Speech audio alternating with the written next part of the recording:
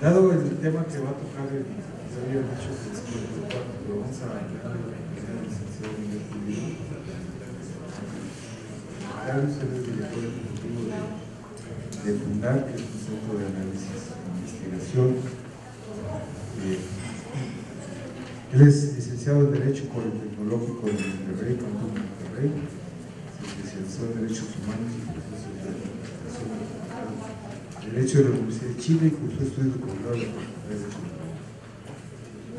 Bueno, muchas gracias. Quiero primero que nada agradecer la invitación y dejar testimonio que no es una provocación, pero mi perspectiva para abordar los temas de las finanzas públicas es bastante distante de las que se han expuesto en la mesa, quizá un poco más cercana a la de Luis, con quien comparto varios espacios en donde tratamos de empujar agendas desde una perspectiva más ciudadana y desde el impulso de una discusión de los asuntos públicos, empezando por los del dinero público, que son los que más nos tendrían que interesar a los contribuyentes, pero también que lo hago desde dos perspectivas que suelen ser innovadoras o que no normalmente se reciben bien dentro del sector público, y que es la incorporación de la perspectiva de derechos y lo segundo, la incorporación de las perspectivas de transparencia.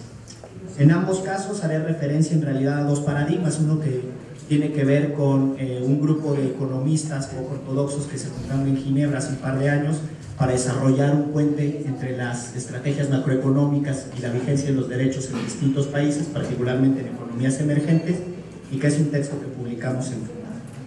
Y desde ahí, para no insistir demasiado en los temas que ya se han puesto sobre la mesa, diré simplemente que desde nuestro punto de vista la capacidad recaudativa del Estado sigue siendo muy baja. En 2009 los ingresos tributarios fueron menores a 120,000 millones de pesos, de acuerdo a lo que habían estimado originalmente en Hacienda, y obviamente esto impactó porque generó un debate parlamentario, un debate político que no se suele especificar o no se suele explicitar cuando se habla de los números, pero la economía política tiene un profundo impacto en el desarrollo económico que vivimos las personas que habitamos en este país. Desde esta perspectiva, lo que consideramos es que existe una falta de un acuerdo que integre de forma responsable una perspectiva que entienda también a la recaudación como una política pública. Normalmente se suele entender que la política pública empieza desde el otro tramo y no precisamente desde el tramo recaudatorio, y esto además tendría que estar complementada con una visión de gasto público que ponga en el centro de su acción a la ciudadanía. Entendemos que esto en un escenario que es profundamente común. Sin embargo, bueno, pareciera que simplemente la suma de gastos no suele resolver los problemas.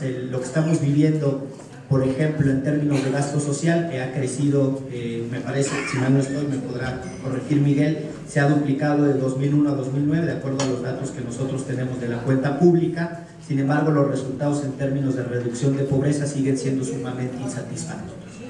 No les repito muchos de los datos que ha hecho públicos el Coneval, pero 44% de población nacional en condiciones de pobreza multidimensional, 47 millones de pobreza con al menos una carencia social, que no tienen un ingreso suficiente, un ingreso satisfactorio, sumado a ello una problemática que además hace que en ciertos sectores de la sociedad el tema de la injusticia social se viva de otra manera. Otro ejemplo que desde nuestra perspectiva llama la atención de que no gastar más resuelve los problemas es el tema rural.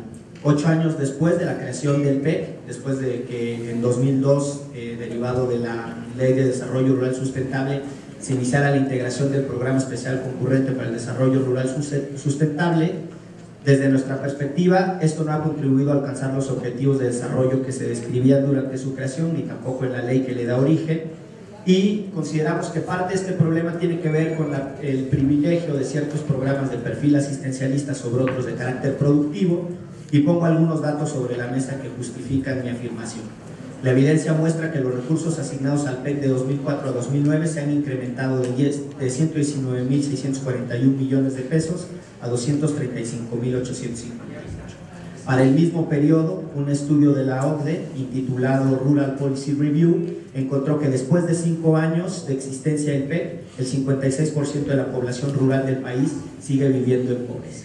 Nosotros no disociamos el desarrollo económico del desarrollo social, nos parece que el agente económico y el agente social son insolubles, entonces no entendemos cómo se puede plantear esto.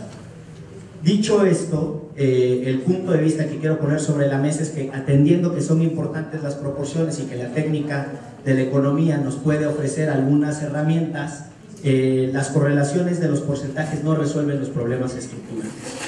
No solo se trata de cuánto, sino también de cómo. En esto ya ha insistido mucho Luis y ya ha insistido mucho Francisco. Yo no diré demasiado sobre la preocupación que tenemos de la manera en la que se realiza el gasto público. Solo diré qué es lo que aporta una mirada de perspectiva de derechos para gestionar el gasto público.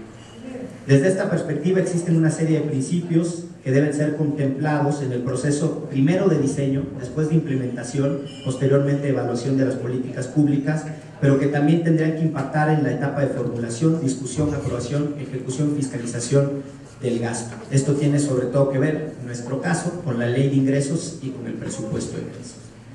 Los principios de derechos marcan las siguientes etapas. Los recursos presupuestarios deben asignarse con la suficiencia para alcanzar niveles mínimos de bienestar. Luis ya hablaba de ello.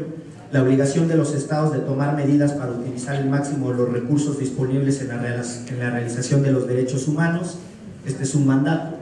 Acomodar la estructura financiera, acomodar la estructura material para la satisfacción de derechos y no para la simple subsistencia del Estado. La realización de los derechos tiene que ser progresiva. Nuestro indicador somos nosotros mismos en el pasado. Los datos con los que tendríamos que competir son los datos estadísticos de nuestra propia sociedad. La garantía de que los derechos se ejercen sin discriminación de ningún tipo tiene que orientar el gasto público. Tiene que existir, y me parece que esta es la pata coja de nuestro sistema de finanzas públicas desde una perspectiva ciudadana, tiene que existir información suficiente y disponible para evaluar la asignación y ejercicio de los recursos públicos durante todas las fases del proceso presupuestario. Se complementa la perspectiva de derechos con la exigencia de una participación ciudadana en todas las fases del proceso presupuestal y de las políticas públicas. Traducido a los ingresos, diré algunas ideas brevemente. Primero, los estados tienen que asegurar que la política macroeconómica está justificada en términos de las obligaciones de derechos humanos que ya han contraído. Los tratados de derechos humanos, desde nuestra perspectiva, son tan importantes como los tratados comerciales que se han suscrito y son tanta ley en términos constitucionales que imponen obligaciones a la estructura estatal completa. En segundo lugar, existe una discusión importante sobre el peso que deben de tener los diferentes sectores de la población en la carga impositiva y en la manutención del Estado. Desde la perspectiva de derechos, no agregaré demasiado a lo que ya ha dicho Luis a propósito de la mirada progresiva o regresiva de los derechos. Normalmente se desposee la perspectiva de derechos al momento de la discusión impositiva y nos quedamos única y estrictamente con el agente económico, como si las cargas impositivas no tuvieran una profunda implicación en la forma en la que las personas viven o dejan de vivir el acceso a sus derechos. Dos ejemplos concretos: los impuestos al consumo, al valor agregado sobre las rentas, que ya se han puesto aquí, imponen una carga mayor a quienes menos ingresos reciben y las personas pagan el mismo impuesto sobre un bien o servicio independientemente del ingreso que generen. Y por último, desde la perspectiva impositiva, encontramos que hay problemas con la elusión y la evasión de impuestos que generan menores ingresos para los presupuestos públicos y en consecuencia menores recursos disponibles para garantizar los derechos humanos. La pregunta rectora que nosotros nos hacemos de para qué recaudar tiene que ver con la existencia de un Estado. El Estado tiene el sentido de proveer derechos. Esa es la ecuación con la que nosotros funcionamos. Cierro con algunas ideas del otro paradigma que les mencionaba, que es el de la transparencia presupuestaria y un índice de comparación global que coloca a México exactamente en la mitad de la tabla, muy distante de países como Sudáfrica, que nadie esperaría que fuera puntero en la calidad de la transparencia presupuestaria.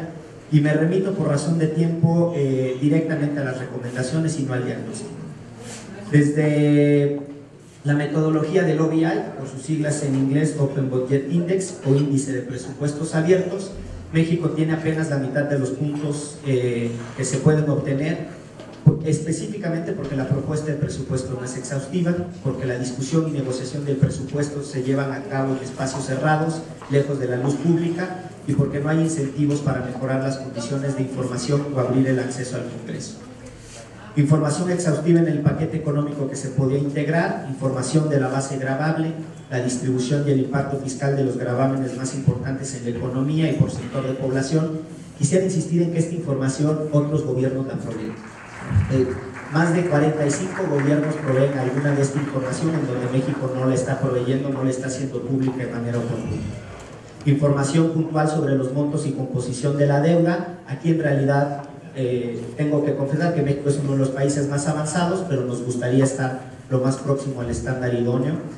Información sobre la tendencia de ingresos por conceptos para el pasado inmediato y para el mediano plazo, 2-3 años después del ciclo fiscal que se esté discutiendo.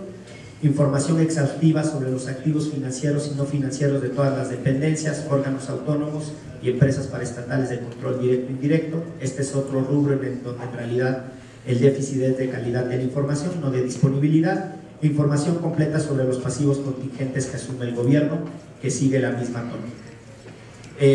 Las últimas recomendaciones son las siguientes. El Poder Ejecutivo debe publicar el avance de gestión en el mismo formato en el cual se publicaba antes de la reforma de la ley antes de la ley de fiscalización y rendición de cuentas. El Poder Ejecutivo debe continuar en la tarea de mejorar indicadores de desempeño. El Poder Ejecutivo debe publicar informes con datos claros y exhaustivos sobre las acciones que ha seguido el gobierno en respuesta a las solicitudes y recomendaciones de la Auditoría Superior de la Federación. Este es uno de los puntos que desde nuestra perspectiva es más preocupante, que es la calidad de la fiscalización del gasto y las posibilidades que tengamos para… Tengo una pregunta al rato para Francisco para discutir sobre el tema de las desapariciones de dependencias que tendrían que tener un tramo de control, pero precisamente uno de los problemas que tenemos en la calidad del gasto tiene que ver con el descontrol con el que se ejerce y problemas de corrupción, entre otros.